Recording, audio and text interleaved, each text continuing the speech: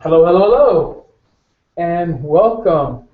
We're going to give people a few more minutes to log on. This is Mark Ian Griffin with the OSG group, and hopefully you are here for our presentation, Stop Selling and Start Teaching, Why the Best Marketing Doesn't Look Like Marketing at All. Got a great presentation for you.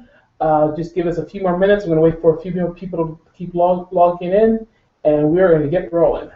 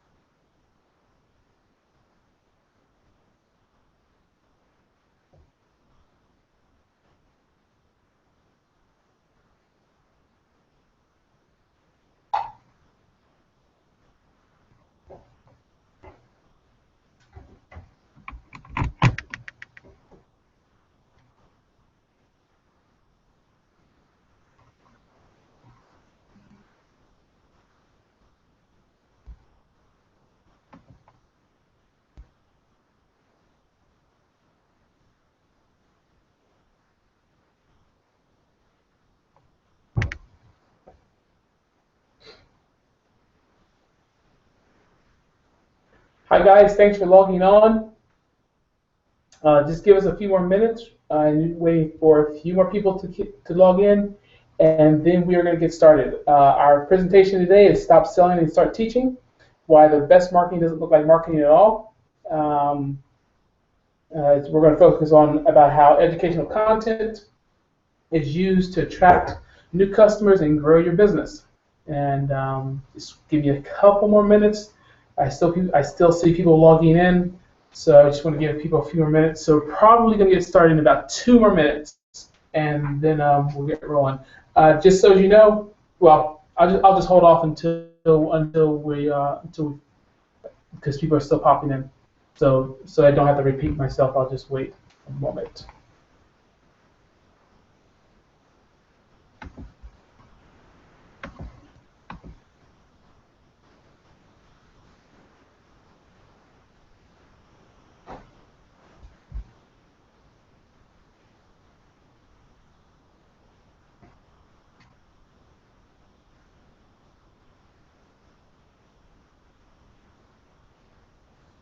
Yeah, 1 more minute, and then we're going to get started.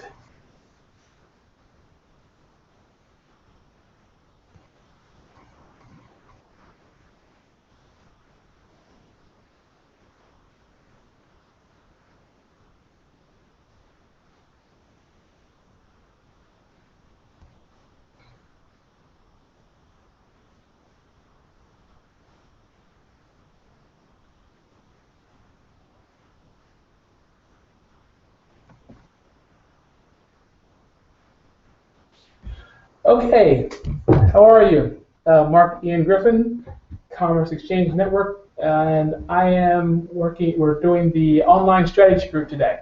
Thanks for joining me.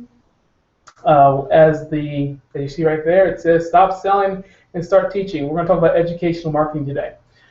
Just a few quick things. There should be a question box down at the bottom. Now, what I'll do is I will check out the questions periodically during the presentation. But for the most part, to keep things more or less concise and respect everyone's time, I'm going to push most of the stuff, if we have a lot of questions, to the end, or if it's a lengthy question, and either I will respond to you via email, or if we put it at the end, it makes it easier to for people who need to log off can log off. Second thing, I am recording this, so if you want to take notes, whatever, that's fine, but you don't have to. The replay will stay up for through Saturday.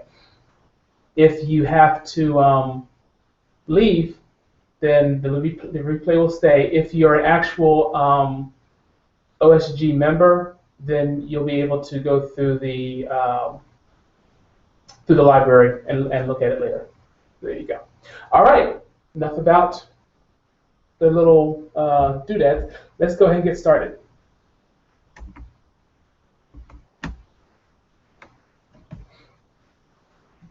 All right, so our agenda today, I'd like to break this up in pieces so we kind of understand it's easy to digest.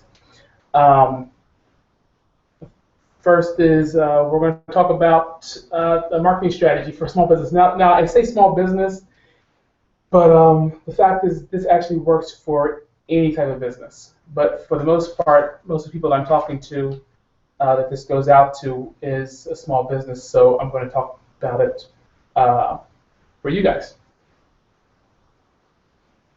Secondly, we're going to talk about 8 smart ways to use educational marketing to attract customers. And 3, last but not least, general guidelines for creating content that rocks. So Act 1. Now, like I said, I said marketing strategy for small businesses, but here again, this works for any business. And as a matter of fact, I'll bring up some examples of larger businesses as we go through. But the fact of the matter is the benefits of educational marketing are across the board. Now, the first thing we're going to look at is positioning. Educational marketing by communicating good value content as your form of marketing. Now, consumers are going to recognize that you value your time and that you value their attention, and that you're willing to do something other than just a hard sell, because I think people are pretty much over the hard sell. So now if you're willing to educate them into better understanding how to use your products, your services, and now maybe sometimes it's not directly how to use your product and services, but it might be some good educational content that will benefit them that has something to do with the product and services. Now by doing this, you establish yourself credibility and authority. You position yourself, here, hence the word positioning, as an expert resource that people can trust. And of course, many of you have heard, the whole trust thing. Before they can buy from you, they're going to have to trust you. And hopefully they'll like the product and they'll continue being a long-term customer. But trust is always the first step in being able to sell a customer. If a person doesn't trust you, they're not going to buy from you. And the second that you lose the trust from a customer, and look for options to spend their money with someone else. So, do good educational marketing. It establishes that credibility and authority and positions you in the mind of the customer and establishes trust, which again is the most valuable thing that you can do with your marketing. So number 2 is permission. Now, you might have heard the phrase permission marketing. There's an author, pretty famous, pretty well known in the marketing circles, named Seth Godin. That's SETHGODIN, Seth Godin. In any case, he's really one who has coined the phrase as far as permission marketing. So the whole point behind permission marketing is the fact that, in today's age, we are bombarded with just junk, spam, all kinds of information that we may or may not want. So we as a culture have become more savvy, or actually we've kind of blocked things out, things that we're not really interested in. So the point here is that we want to get permission from our target market so that they actually key in on what we're talking about.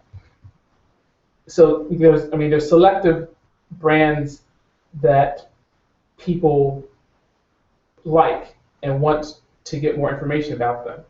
You know, you have, I'm a Samsung guy, so anything about Samsung new products and stuff I love to get. I know some people who love Apple. God love them, but I'm just kidding. But the point is that when you have a loyalty to a particular brand, you want to get information from them, and those brands always get a much higher degree of attention and loyalty from their consumers if the consumer gives them permission. So by putting good educational content out there that people perceive as valuable, and you're going to hear me say that word a lot, valuable or value, because that's really the key thing here. You have a much better chance that they're going to raise their hand and say, hey, okay, you got me. I give you permission to continue taking up my inbox, taking up my time, taking up my attention with your messages because I find them, here's the word, valuable, enough that it's worthwhile for me to continue to tune in. Now, I think you've all probably experienced this in your own lives with certain products and brands out there. And you say, hey, I like you so much, I'm loyal. I like another good example is Lowe's, where they do a lot of promotions. Lowe's, depending on what area you're in, Lowe's is kind of like a Home Depot. They do a lot of hardware, and they have demonstrations and classes and things like that. And it's a pretty good thing. I mean, they do it because, hey, at the end of the day, am I going to actually work on all the stuff? Probably not. But they do the demonstrations, give the education, and then people are able to see the credibility, see, okay, these guys really know what they're doing, and they either hire them or buy their products. Persuasion. All right. So once people trust you and see that you're credible and see what you know what you're talking about, it's very easy for them to persuade you to buy. It's very easy for you to persuade your customers to buy. Why? Because they're trusting you.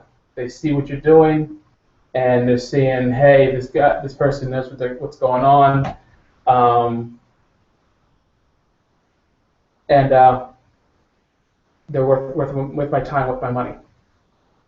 So if you have a high degree of credibility, and they have outright granted you permission to market them, there's almost no way that you're going to mess up getting more sales. So again, going back with Lowe's, people experience, Apple and Harley Davidson and things like that. Whenever an Apple product, which I mentioned before, comes up, hang on one second. Make sure you're getting, okay. Whenever an Apple product comes up, people are like lining up around the block to get their products. So, obviously Apple has done a great job in creating massive persuasion. Hang on one second.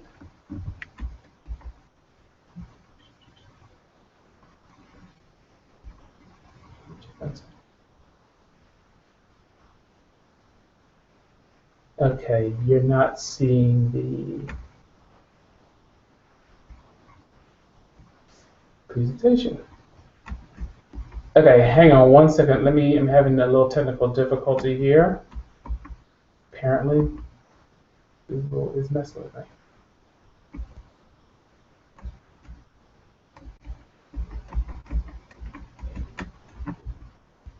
Give me a second, guys. Sorry about it.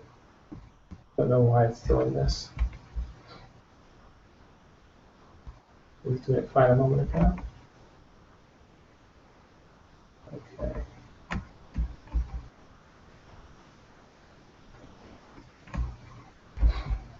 Let's go back to screen share.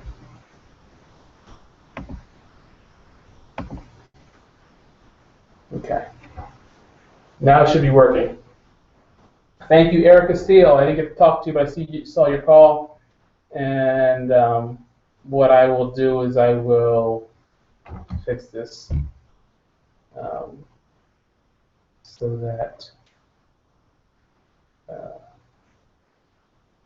that's a good way to know people are watching, huh? Doggone.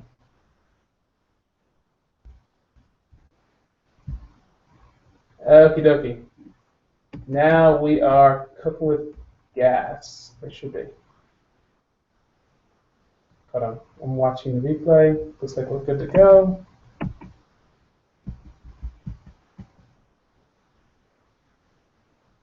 And yes. Okay.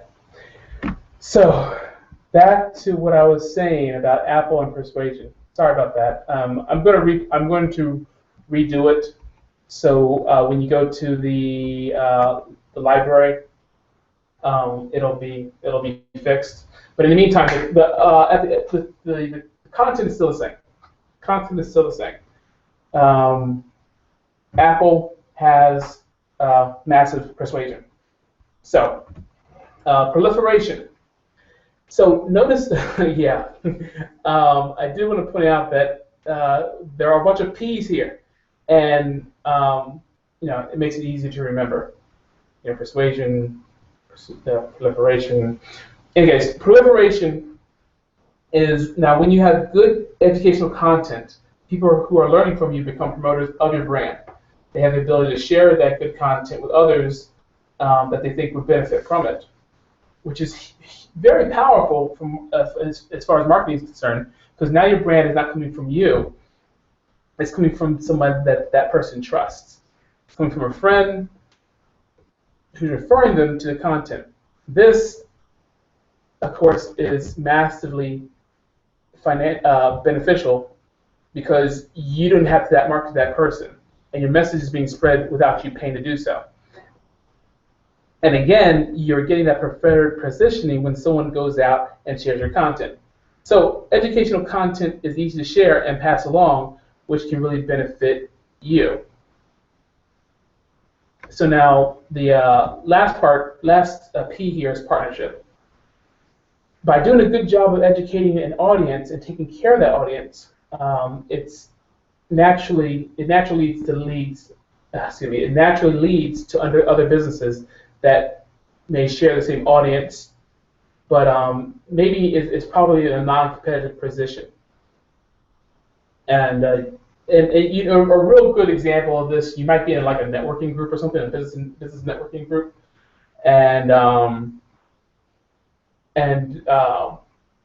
you'll see collaborations with certain people. For instance, your real estate agent and your home loan officer.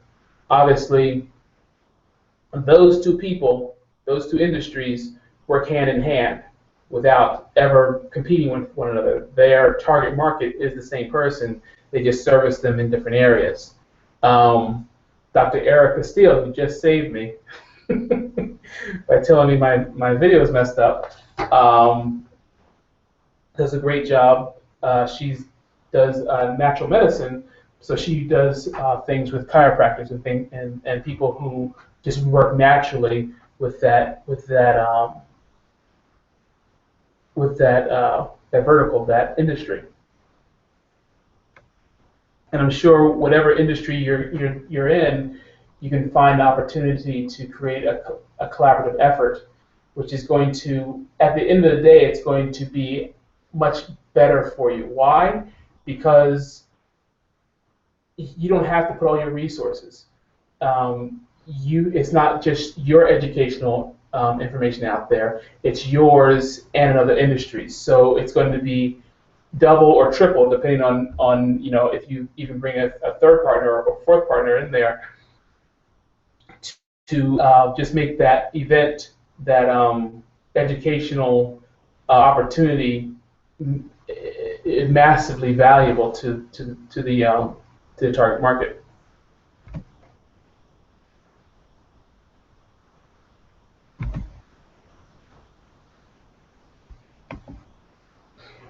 All right. So ultimately, there's a huge payoff when marketing educationally.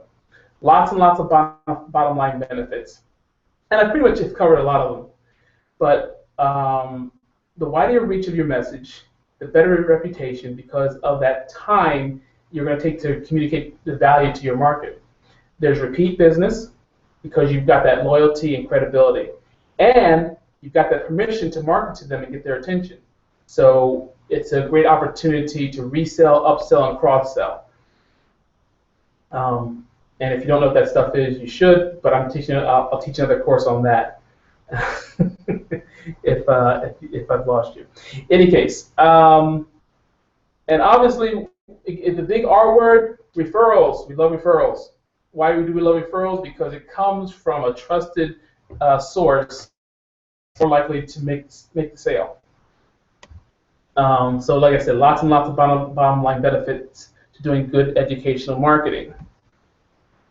Okay, so we're going to Act 2. What I'm going to do real quick, I'm going to check the box to see if there are any questions that came in, anything I can answer quickly. And if not, we will just keep rolling. Hang on a second. Let me check the box.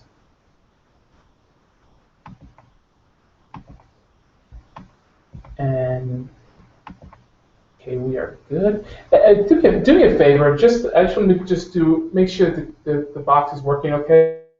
Just type in the box, "Hey, I can hear you," or just something in the box, just so that I know that the Q&A section is working properly. That would be a huge help to me.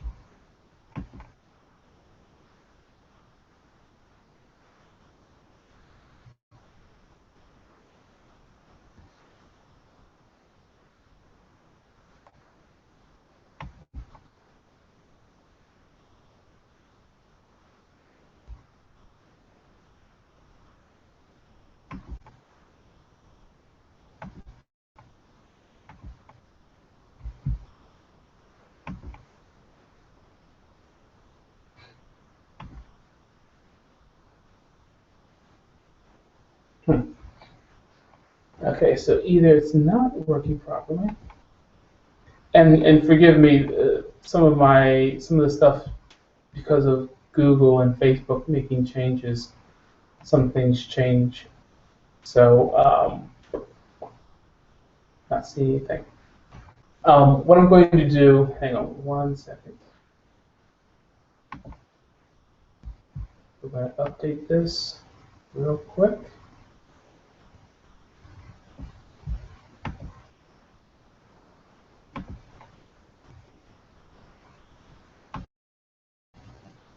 Okay, what I'm going to do, I'm going to give you a number that if you have a question, to send it in. Because right now, I don't see anyone affecting the box, so I'm afraid that the box may not be working for whatever reasons. And I'll have to check into that to see why it's not working. That being said, if you want to text me a question, you can. Yeah.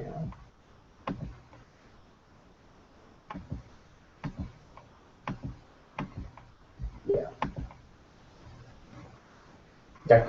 So take this number 757 655 5057. Again, 757 655 5057. And that will get you back to me if with any questions that you might have. So, yeah. All right. So let's keep going. Let me get this screen back up.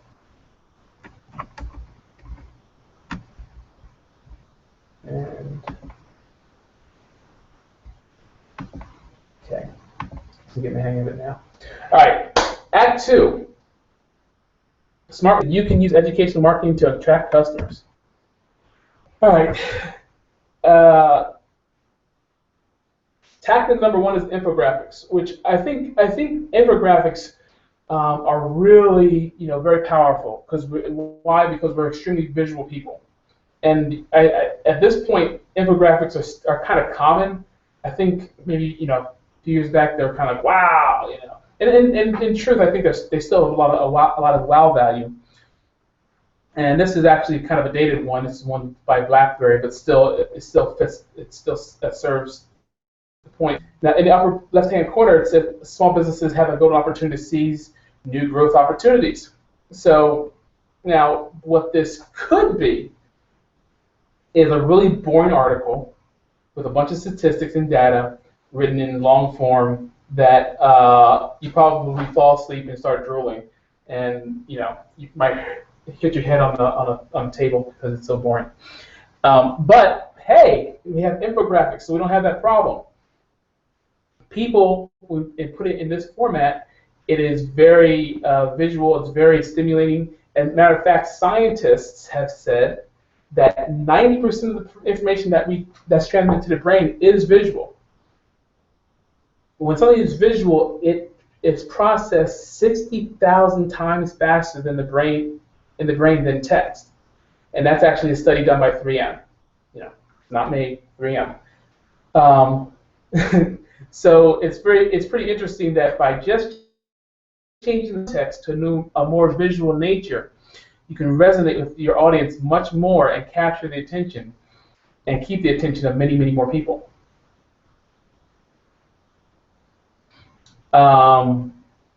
So now we have the benefit, not only do you capture their attention, but they are also more likely to share the information.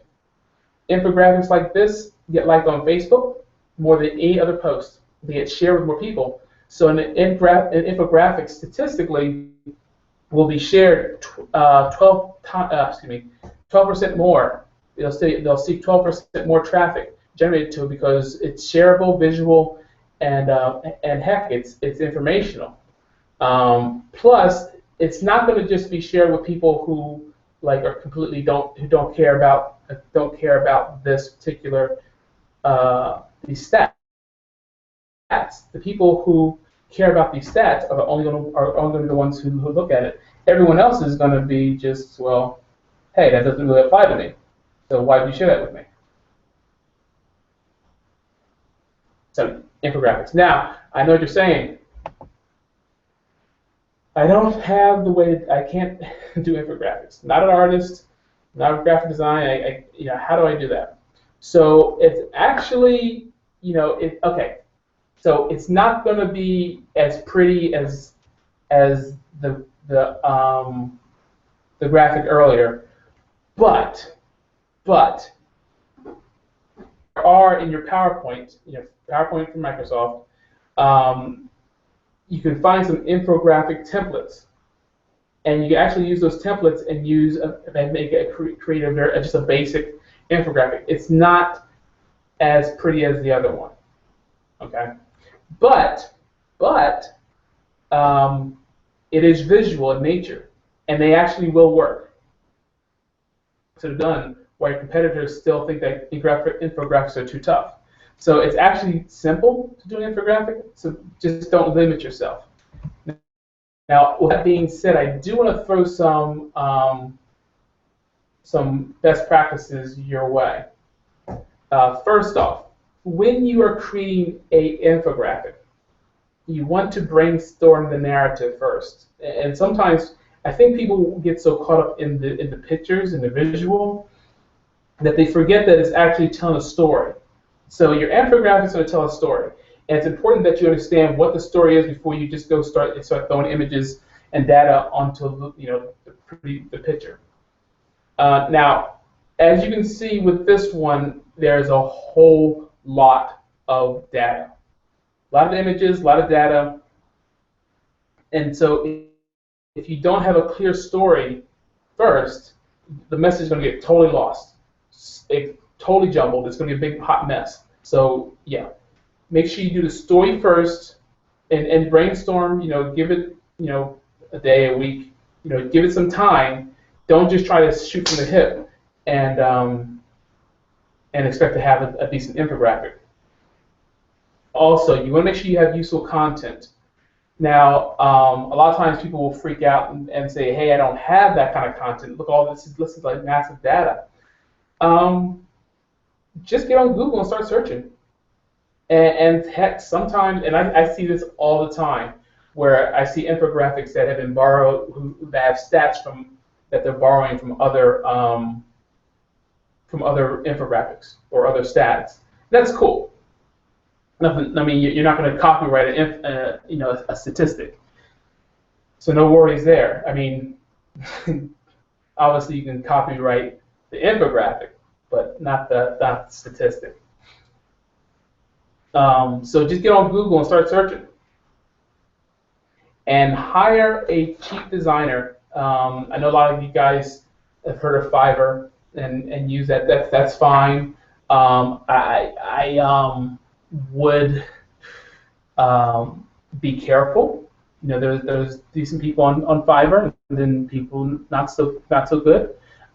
Just make sure that you're going to you're probably going to spend more than $5 with people on Fiverr. That's just usually just kind of get in the door, and then if you really want my services on a higher level, you're going to pay 50, 60. You're going to pay more, and that's okay.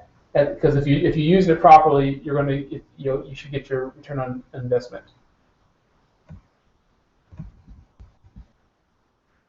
All right, webinars and live presentations. Who would have guessed I would have brought up webinars? So obviously you're on a webinar now. Webinars are actually a great way to get people to tune in, and as live presentations. The thing about webinars and live presentations is that it's very attractive to people. People tend to tune in and show up more for something that's a live event. So these can be very, very powerful, a way of engaging your audience and educating your people. Now, there's a thing, and I like talking about scarcity a lot. And the principle of scarcity is just, a long time ago I took a course in, when I say long, I'm like 10 years ago. I was studying the stock market, and they explained that the stock market has two emotions that run everything, fear and greed. And I found that with marketing, it's the same way. Most people either will buy because of fear of loss or because they're just greedy. It's usually one of those two. And that's where scarcity comes in, the principle of scarcity, because when there's only so much of something. For instance, Macy's is having a sale today. I'm just making it up. Macy's having a sale at the department store, and it's only today, for sheets or whatever. So people go to Macy's because it's a one-day sale. That's scarcity. It's not scarcity in inventory, but the scarcity in how long you're able to take advantage of this offer. And a webinar or live event works the same way. It's scarcity. There's only a specific time that this will be available to you. So you have to get the information now. If you don't get the information now, then it's going to be lost to you forever. The opportunity is lost. This is also a great concept whenever you look at a conference. Good grief. Yeah, conferences too, but concerts. Your favorite singer, artist, whatever comes into town, or nearby in your region, that time to see them is that's that one time. So webinars, live events are very powerful.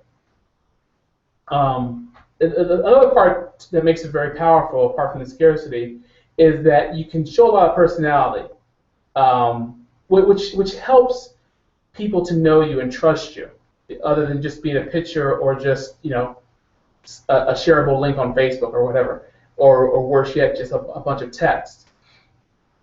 People really want to be able to relate to you.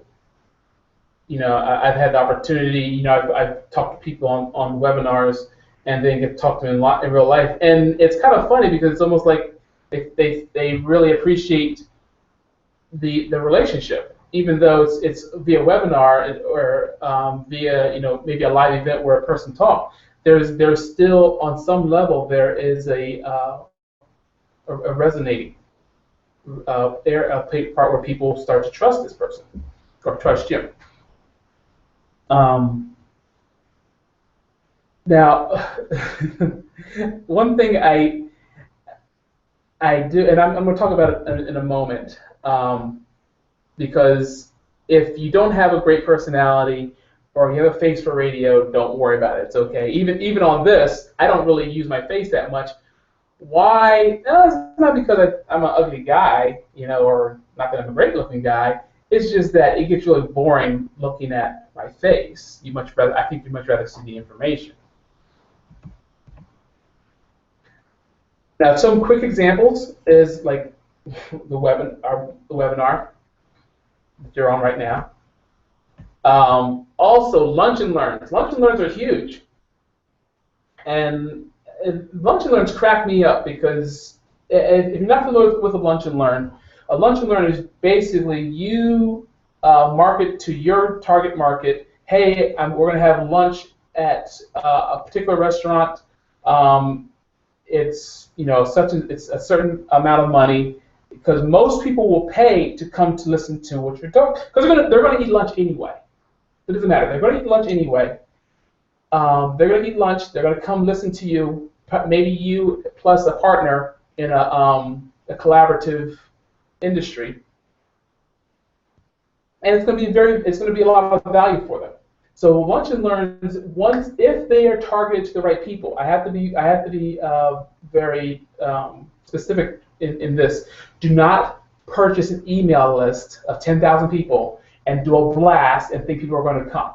That's not going to happen. And I'm not going to get into reasons why. That's another course. That's another webinar. But the fact of the matter is that you have to make sure, if you're going to do a lunch and learn or webinar or whatever, make sure that it's going to people who are actually interested in what you have to offer. And you do that, you will have a great turnout. You will also have a high rate of conversions. People becoming your customers. Excuse me. And last but certainly not least are evening webinars. And yeah, I'm kind of using the webinar thing twice, but evening webinars are more specific because you're going to have professionals who just can't make a webinar during the day. It's just not doable. But they still want to have the opportunity to tune in, to ask questions, that sort of thing. And I've done webinars during the daytime and the evening time. And there's definitely a difference. But there's different dynamics. So see what works best for you. Some best practices.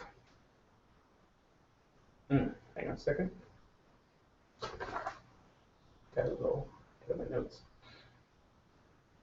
All right. So best practices. First and foremost, have a promotional plan.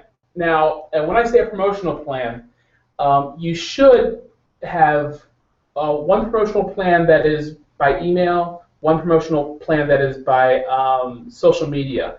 And what that means is you should have a series of emails and a series of posts that you have going out that will promote the event. People are very busy, so you have to make sure that you are promoting the event and make sure that it's on top of mind with folks.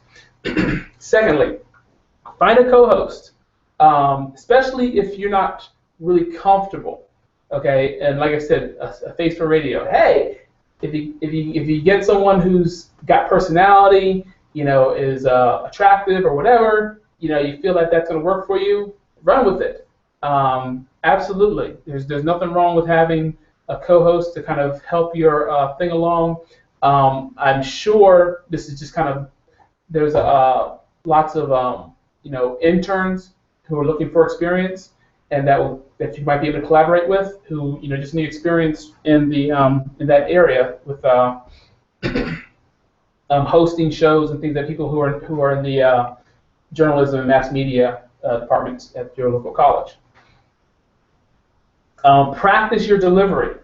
Now, when you're doing a webinar, when you're doing these things, we've all seen the TV show or the movie where someone is trying to decide, okay, I'm going to marry this person or whatever, or I'm going to tell my boss I need a raise or whatever, and they practice the delivery. Same thing. You need to get in front of the mirror or get just in your living room and walk around and practice how you're going to deliver this. Make sure you record and reuse it. You do your webinars, record it, and reuse it.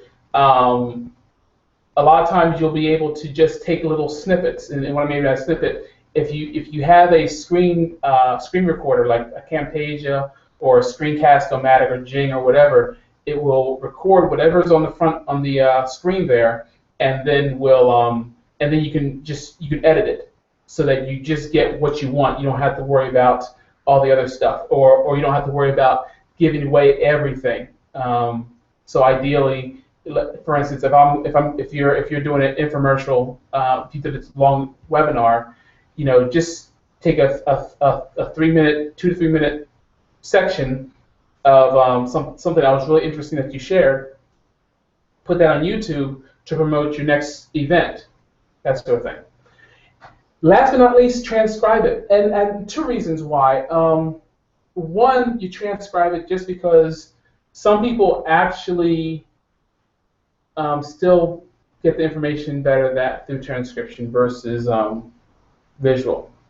Don't ask me why, because I'm a visual guy, but I know statistically it's good to transcribe it. A lot of times, a good example of this is most videos that you see on TV, online, the copy, or not the copy, but the text is verbatim what the reporter is saying. Just some people will read it before they watch it, and sometimes I think it's a time thing. That's the only reason I really read it, just time. It's sometimes faster for me to read it than actually watch it. But also it's great to have your information when you're doing a webinar, having it as a script. Just hands down, it keeps you on track. Keeps you, if you flub up, it's right there to help you bring back on point. Tactic three. Blogging and article marketing. So blogging and article marketing are been very popular over the last probably about 10 years. One of the tremendous benefits of the internet is that everyone can be a publisher and actually can voice their own opinions, share ideas with the rest of the world very easily. Now, here are some very interesting statistics. This is from HubSpot. Business blogging leads to 50% more visitors, 97 more inbound links, which is actually better than search engine optimization, SEO, and approximately 440% more indexed pages, which means that search engines, when I say indexed, it means that it's being indexed, it's being assimilated, if you will, by the search engines. So if you just blog on a regular basis, you can actually get yourself a tremendous amount of visibility in search engines and get people more familiar with your content. Even if you don't have some sort of a big promotional plan around the content, it can still have tremendous benefits for you. Now, here's a really good example. This guy here, this is from a couple years back, but this fella did a blog for his company. He's a pool guy, and put up some good content, and it was actually cited by the New York Times, and now the pool owner cited that because of this blog, he made nearly $2 million from that one article. Now, I will say that the people probably came to the article, then maybe they looked at a few other things. So but the article is what pulled people in, was what pulled them in. So that's pretty stinking powerful. So yeah, has blogging been around for a long time? Yes. Is it blog? Absolutely blog. Make sure your information is valuable and blog. Okay, some best practices. One, you do not have to do it all yourself. Okay, because it's sometimes it's just hard to get that time to write. Get your employees, get guest bloggers to contribute. There's actually no end to the people who are out there trying to establish themselves as experts in some way. So they would love their content shared with your audience. As you probably can guess, bloggers engage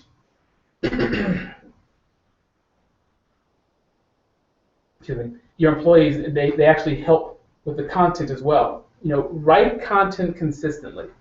Really, really important to search engines that your business is consistently published. And if some of you are familiar with the whole Google Panda thing, so it's content at least every 4 weeks. Make sure that you are investing in your audience on a regular basis. So because it shows that there's life to your company and that you're keeping it current. Search engines always want to make sure that they're delivering best, most current information to their searchers. So if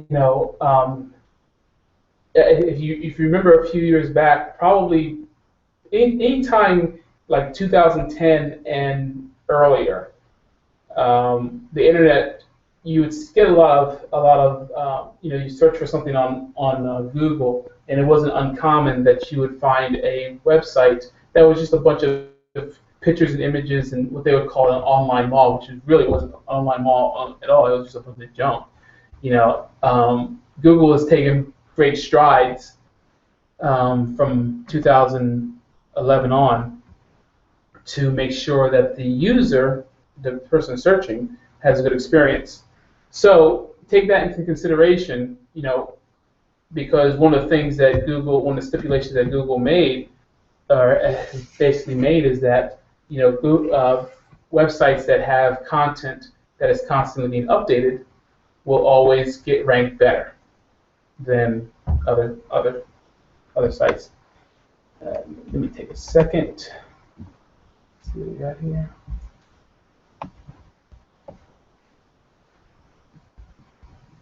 Okay. Okay, good.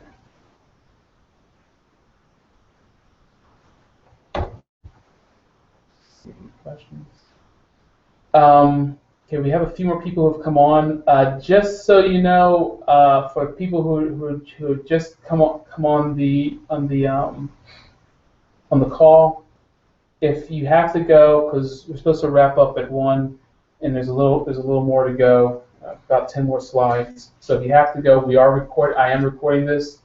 The replay will be up, but if you are a member, on the other hand, you'll be able to have access to the library whenever. So just keep that in mind. I'm checking to see if any questions have been emailed in. Just give me a second. Or not email, but text in. Checking. And let's see what we got here.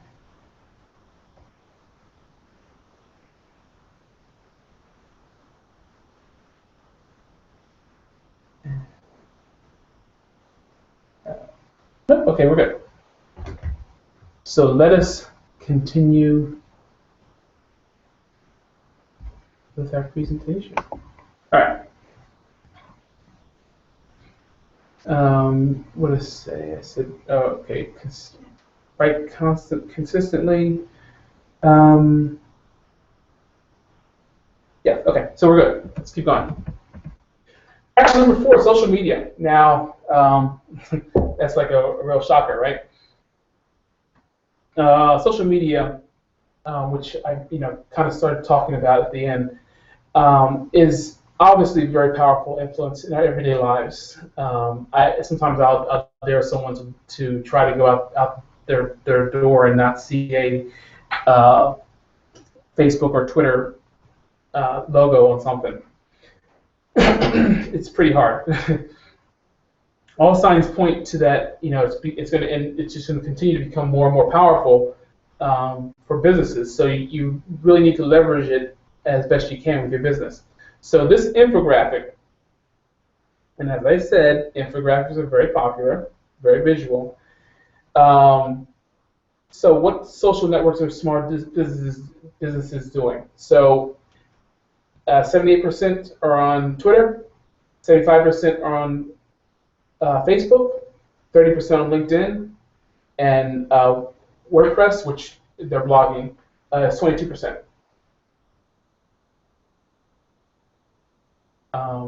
Flickr, Tumblr, Blogger. But the point is, you see Facebook, LinkedIn, and Twitter are the big 3. Well, I'll get to it. Now, how often are these businesses posting? 62% post 8 more times a week.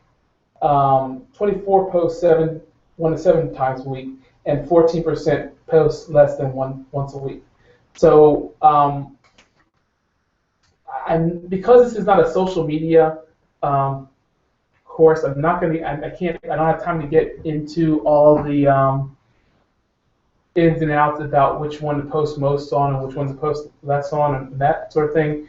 But do your due diligence. Do the social media and see the best ways to use each one. More and more businesses are obviously paying attention to social media, and they work as great aggregators. And when I say aggregators, it's kind of like they bring gravity. They bring you to your target market to one place. So what allows you to do is you can, if you can't create your own content, you can find a place where other people who are in your target market are posting, and begin to work in that area, that arena, like a specific Facebook page, and join that community. It allows you to piggyback off the existing audience. Make sure you leverage your channels. So your Facebook and your LinkedIn and your Google Plus and your Twitter. All those things should be posting and cross-posting to one another as best you can, to a certain degree. And here again, unfortunately, I don't have the time to get into it in depth. Okay, some quick examples. LinkedIn groups. Excuse me. This particular LinkedIn group is called Legal Blogging, and it's just you're going to connect with people in your specific industry. Pinterest. Pinterest is really great. It's very visual. I didn't talk about it. I'm not talking about it much in this course. But do your due diligence and find out about Pinterest. You're not going to do a whole lot of text on Pinterest, but you are going to do a whole lot of posting of images, and it really works well when trying to engage target audience. And Google loves indexing these images. And Quora. Now, some of you may or may not be familiar with Quora. Quora really does a great job in helping you establish your credibility. You do this by putting yourself out there and answering questions, depending on the specific category, specific industry. But here again, if you would, it can almost look like a what's that website? Yahoo Answers, and I think a lot of us have seen Yahoo Answers when we were trying to find out what happened to our favorite childhood TV star it usually pops up on Yahoo Answers what happened to them. Danny Bottagucci, and other people like that. Best practices. Make sure that you're being genuine when helping others. This is really specific to the Quora example. Quora, your LinkedIn groups, Facebook. A lot of times, questions come up. Be genuine. Be positive and be generous. I've heard the question or the fear come up a lot, where someone will be afraid to put out information and feel like that someone's going to steal their secret recipe or whatever. Dude, most of the time when you put yourself out there, most people just appreciate it, and they're not. Secondly, there's always going to be a percentage of people out there who are going to do it themselves anyway. There's like Lowe's. There's going to be certain people who go to Lowe's or go to Home Depot, take the course, and actually do the work. 80% of them, and we've all heard about the 80-20 rule, 80% of them are going to hire somebody at Lowe's or hire a handyman and get the job done. They just want to know the information. So, providing that value, it really, providing the information gives a tremendous value, but it also gives that credibility that you just, once you're a credible expert, you really don't lose that. But the other part to that is don't expect, a return right then and there. Adopt a particular personality of generosity. Want to help. Have a desire to help people. I think it'll go a long way. All right, let's keep going.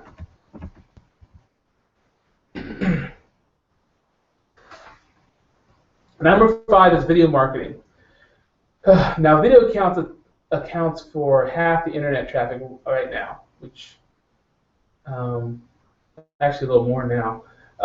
So you can see here on the chart, the bottom dark section is video traffic on the internet, and so on another course, I talked about how the internet viewing, video viewing has gone up. I think like almost in the last couple of years, like 50%, where TV viewing has only gone up 0.2%.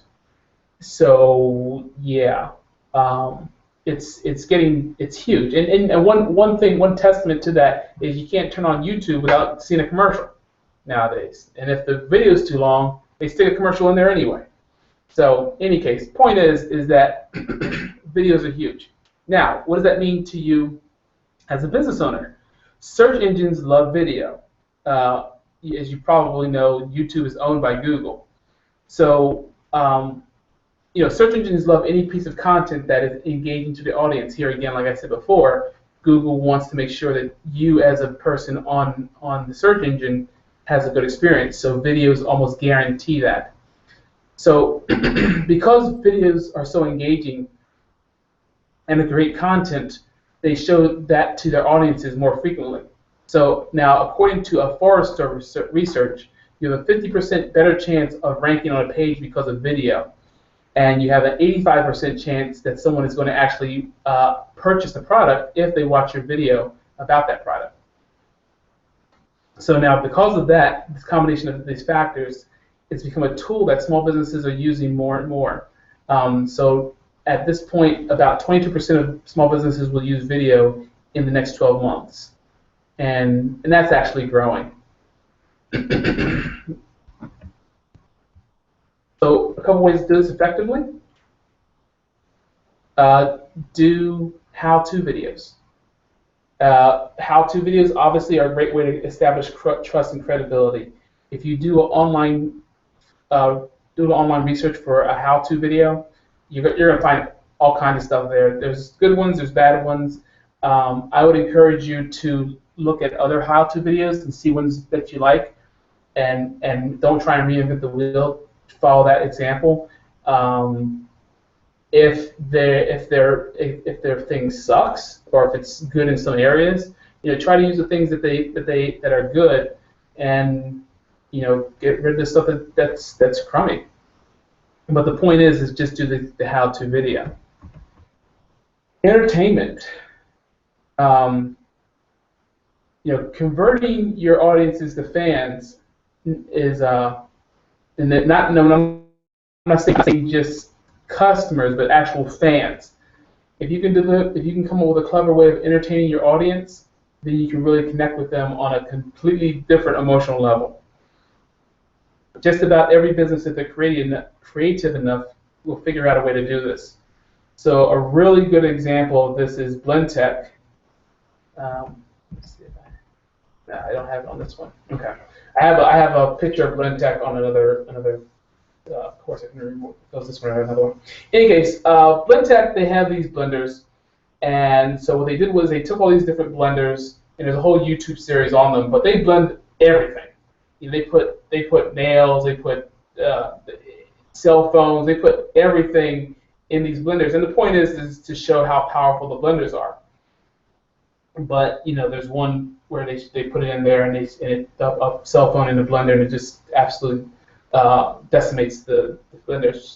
But it's kind of cool. But the point is that people love to kind of to see personality, engage with people on the videos. Don't worry about making it real formal. Okay, don't worry about making it overly professional. Just show your personality and engage with people. Yeah, personality. Good content. Best practices. Focus on content, not production value. We're not looking for a Hollywood film. Okay. It can be just as simple as taking out your smartphone. Most of the smartphones nowadays have HD quality pictures, so that works fine. One thing I will say is make sure that not only is the lighting decent, but also make sure that people can hear you. I think at this point, most of our culture is really used to seeing things from our smartphones. So, and I think one thing that people like about it is that it's real. It's genuine. It's not like some Hollywood, cleaned up thing. Not that that's bad. That professionalism is bad, but sometimes it can, people don't always trust it. But if you're seeing something from an iPhone or for your smartphone, whatever, it's a little harder to dispute. You can actually go to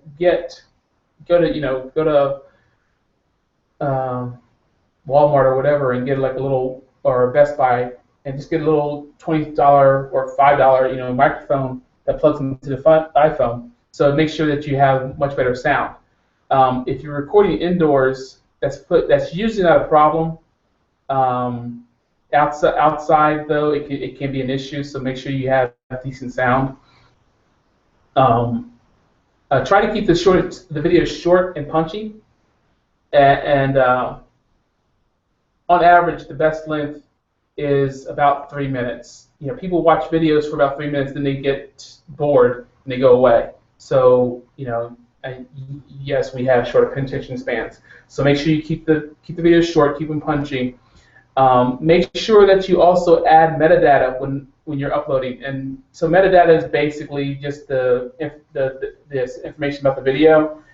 The things about this that it's really important is that you're going to have your keywords, your things that's going to help the video rank on the on search engines. So you don't want to just rely on just the title alone. Make sure you add your tags, make sure you add your description, URL, all that stuff. A URL, if you're not familiar with it, is your domain name, or your domain domain name / whatever leads to the particular landing page that you wanted to go to. Okay, podcasting. Now you may or may not be familiar with podcasting. I've talked with different people. Some people like podcasting, some people don't really get into it. And podcasting was huge a few years ago, and it's really made a good comeback. I think because iTunes owns it. It's a big Apple thing, because if you do podcasting, it's generally going to be through iTunes. So you can do a little radio show. You can read books, articles. Do whatever you do. You can record and create your own station on iTunes.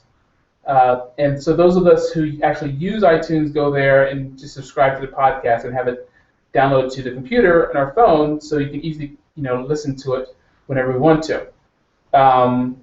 One guy, he likes to listen to his podcast while he's jogging. When I was teaching this class elsewhere. Statistically, according to Edison Research, podcasts have grown a little over 163% in the last year. So people are using them and paying attention to them. I think more smartphones out there. Your audience, obviously, with smartphones, they're easier to just upload them or download them into your phone. So if you're looking for an easy way to create content that's a little simpler than doing video, and you're not comfortable being on the camera, then a podcast is definitely a good alternative. And here again, it's another great way to separate yourself from the pack by creating great content.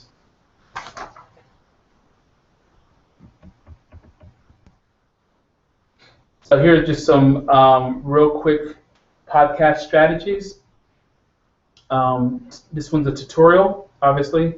Tutorials obviously are going to help you establish trust and credibility. Apple and we're doing interviews and Q&As. Answer your customers' questions.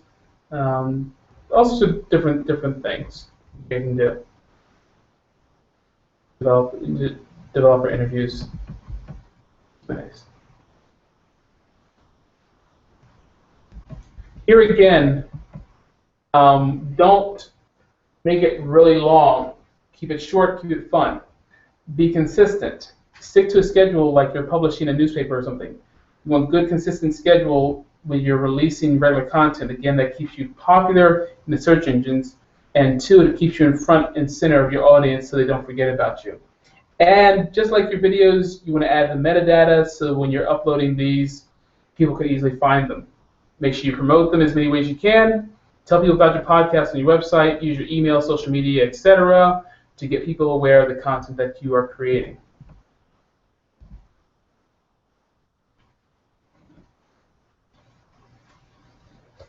Okay, Tactic 7, a shook, which is a short book. Now everyone knows that authors have a ton of credibility. The written word is hard to ignore when it's printed on a book. For some reason, we still assign more credibility to authors that are actually published in a physical format than we do people who are published in a PDF or a Kindle book. Don't know if that's going to last forever, but for right now, it's still true. The nice thing is that it's really easy to actually publish a book, or like I said, a shook. It doesn't have to be a 500-page novel. There's lots and lots of great books out there that are effective marketing pieces that are 30 or 50 pages. So I mentioned Seth Godin before, and Seth Godin actually is a master at publishing these very, very brief books that are shared and read and bought by like millions of people. And they're really not that long. Some of them are actually, like I said, around 20 to 30 pages. But it's a fantastic use of your energy. So if you're looking for a way to establish credibility and market your business, get out there, get a book done. Here again, I would love to share more about this. There's just not enough time.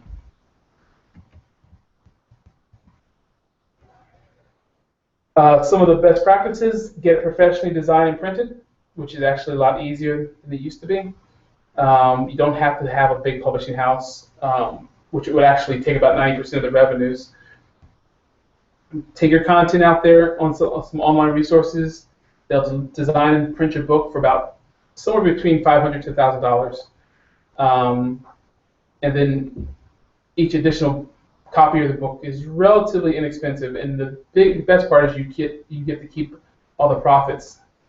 A lot of times it's really good to use it as a giveaway.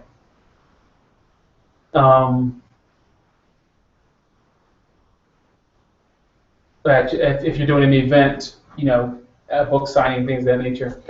Make sure that you make the book scannable. And what I mean by that is that make it a very easy, quick read for people. The Shook is not intended to be a novel. Okay, so don't, when you're writing the book, make sure that you do it in a way that it's keep the target market in mind. Don't start with, hey, I'm going to do a Shook, and then end up doing this huge, Lord of the Rings, War and Peace monster. Okay, no one's going to read it. Okay, make it scannable, make it quick, easy for people to read it. The intent here is for you to communicate your value and your expertise, so keep that in mind. Use compelling imagery. Here again, we are very visual people. And also think about hiring a ghostwriter. And ghostwriters typically, they're not that expensive, all things considered. But you want to hire someone who's a professional at taking information out of your head and putting it into written form. And there's actually lots of people that will do this for not a whole lot of money, consider. But you got to get out there and do your due diligence and find them.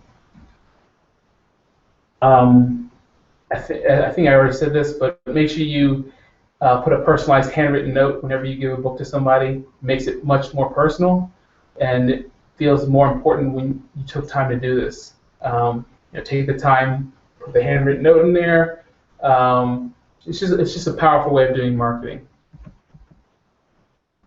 Monthly newsletters. This is our last one. And I would even suggest a monthly printed newsletter as well. But newsletters are absolutely proven vehicle to market your business. They have been used in every type of business under the sun, and they have been used for decades and decades. I know a lot of you are not using newsletters, and it's actually costing you money not to use the newsletter. If you're doing an email newsletter, statistically, for every $1 spent on email, there's about a $40 return on investment. So put together something simple. It doesn't don't make it crazy. Okay, this infographic, shows, but the return on investment is big, but it doesn't have to be huge. It helps people keeps you top of mind, but it also here again adds value to the relationship that you have with your customer. And here's a quick example from Kayak, popular service to help you find travel information. They send a newsletter.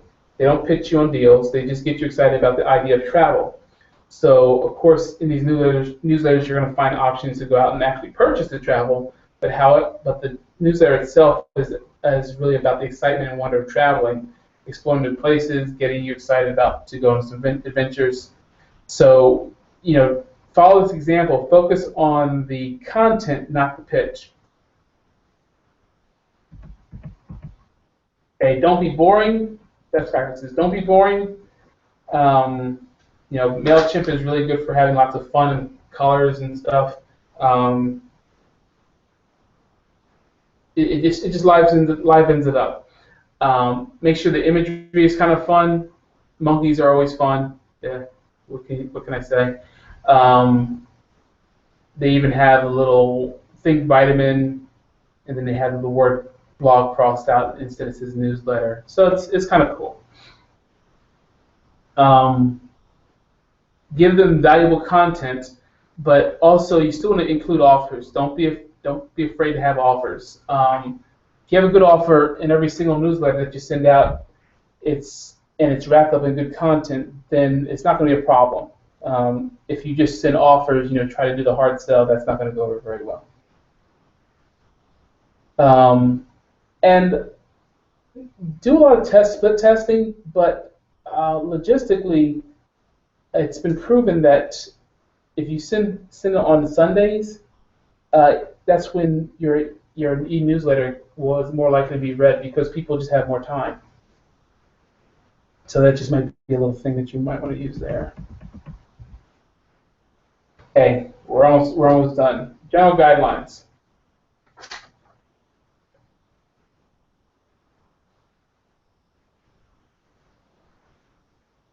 Uh,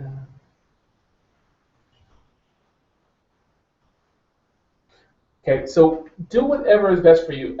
Everything that I shared with you, I don't expect you to do everything that I shared, okay? Because it's a lot. Um, but what I do want you to make sure you do is that you play to your strengths. Some of us are better at writing. Some of us are better at speaking in front of a camera and giving presentations. Just focus on what is best for you. Um, and show your personality, but also survey people to find out what they want. Find out your target market. Find out what they want. Um, if you have existing customers, that helps a lot, obviously, with the surveys. But in the surveys, also ask them, use the surveys to figure out what kind of content you're going to create. Um, One of the most important things that I think people can do is develop an editorial calendar, which is a calendar that just keeps you on track on publishing content on a regular basis. One of the easiest things you're going to do is sit down and put the calendar that focuses on the year for you. So hypothetically, you'll say, okay, in April we're going to write about taxing. In December we're going to write about the holidays. In the fall we're going to talk about back to school. In the summer we're going to talk about summer breaks, things of that nature. So it kind of keeps you on track. And if you have that editorial calendar that you go to on a regular basis, not just annually, but monthly and quarterly, it's going to really affect your ability to get the information out there on a regular basis.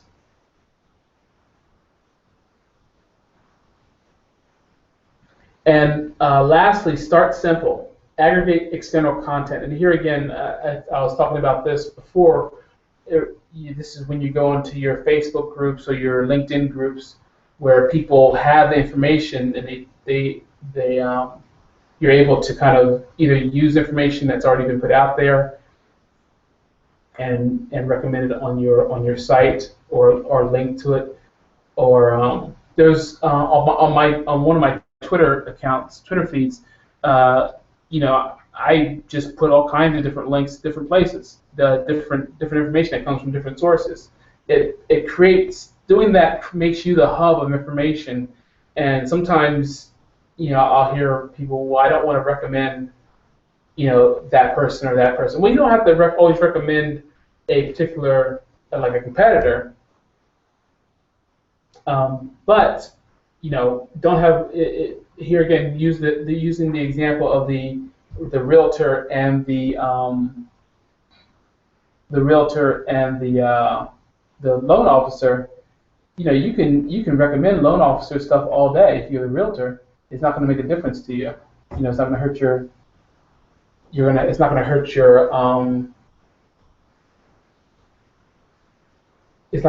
your gosh, I'm sorry. Your business, and actually it will help your business. If you're a realtor, another good industry for a realtor is going to be home inspectors, and even appraisers, things of that nature. And Erica Steele asked me, do I have editorial calendar template? I think I do. Good question. I will go into my library of stuff, and I know I have one in my Dropbox somewhere. I need to find it. But good question. Work on trying to get that for you. Let's see. Where are we now?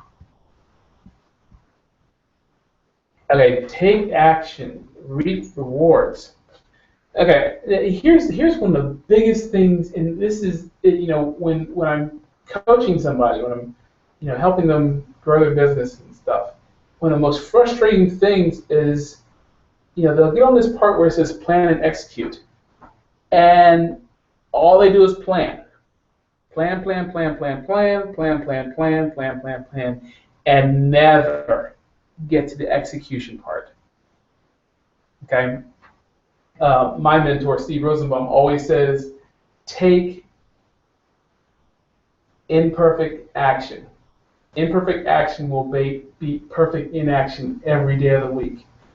Just get out there and start doing it. Don't wait, just roll with it.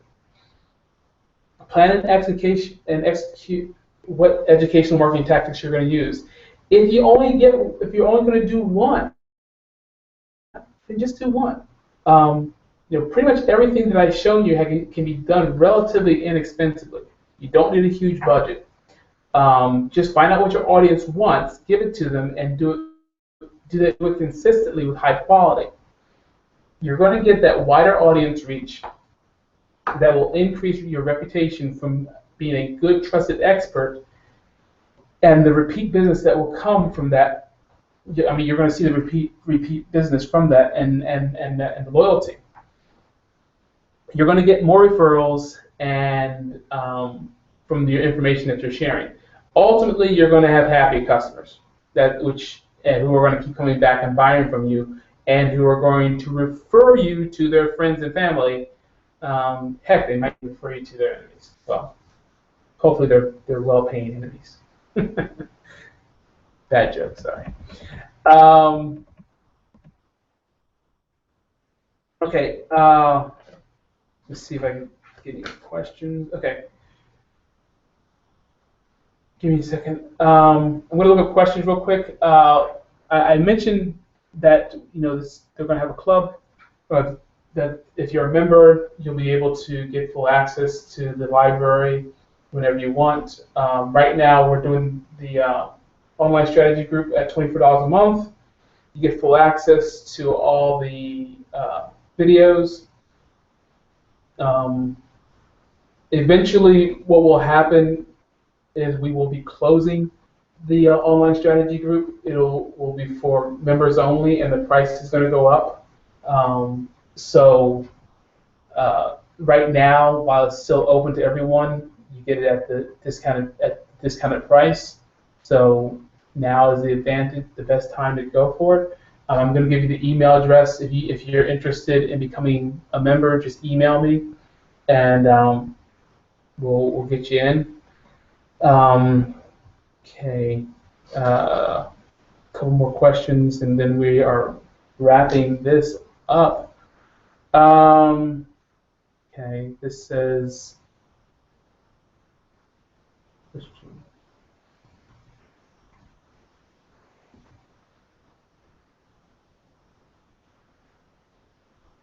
oh. Why do you do presentations if you can't get the strategy? Okay, so I apologize. I don't know what happened. The person is saying, why do I do this if I can't get the things right? And of course, I had that problem with Google. Hey, stuff happens. What can I say? Sorry, but hopefully the information was worthwhile. Okay, next question. What email tool do I recommend for creating newsletters? MailChimp is good. Another one that's pretty good, Constant Contact, what a lot of people talk about. Recently, Constant Contact has made a lot of changes in the last 8 months. So, I would recommend them as well. Another great one is GetResponse.com. Great tool. Nice templates, good visual system to put your content on and format it properly. Okay, so next question. Best camera to use video content. Don't really know if there's a best camera.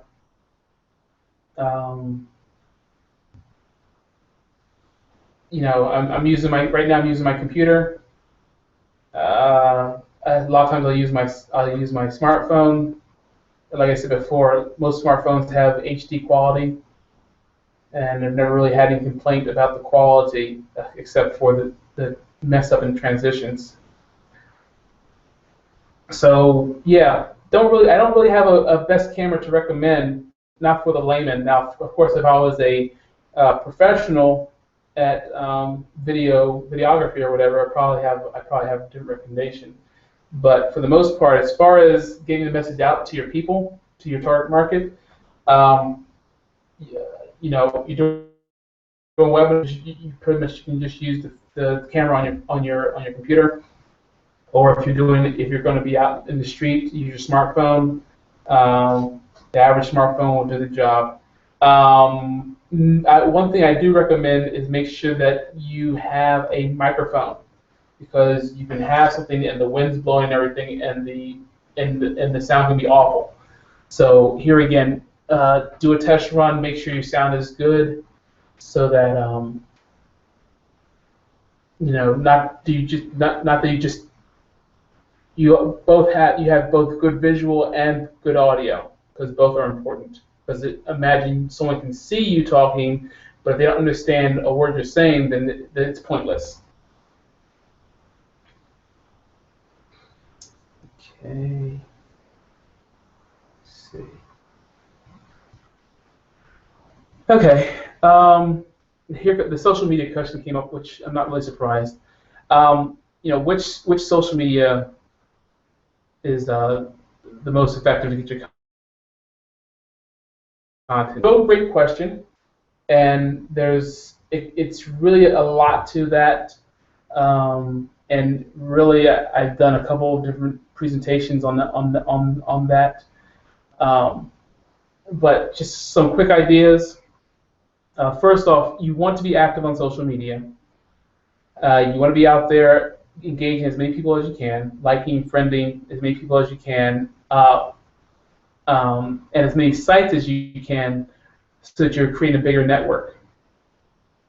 The bigger your network, you're going to have a plus in adding high-value content to that network, and you get better distribution.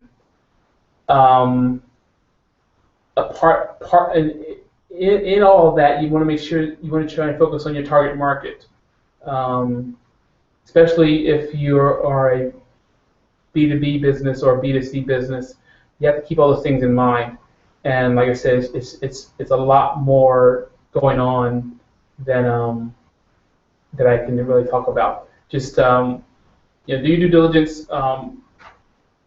Hopefully, I'll be doing another one of these presentations next week, and maybe I can focus on social media in the next couple of ones. Okay, guys, it is 1:30. This is a wrap. Any other questions?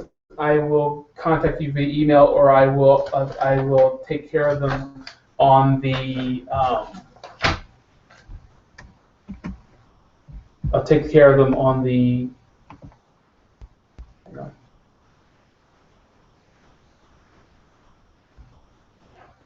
Okay, I'll take care of them on the.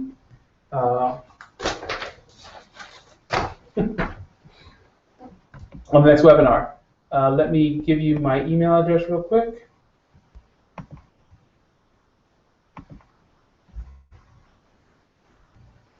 Okay, can you see that? OSG Q&A at comxnet.com. OSG, Online Strategy Group, Q&A at comxnet.com. So if you have any other questions, definitely hit me up there. If you're interested in becoming a member, hit me up there and I'll send you the form. And that's about it, guys. Thanks for joining me, and I will see you next week.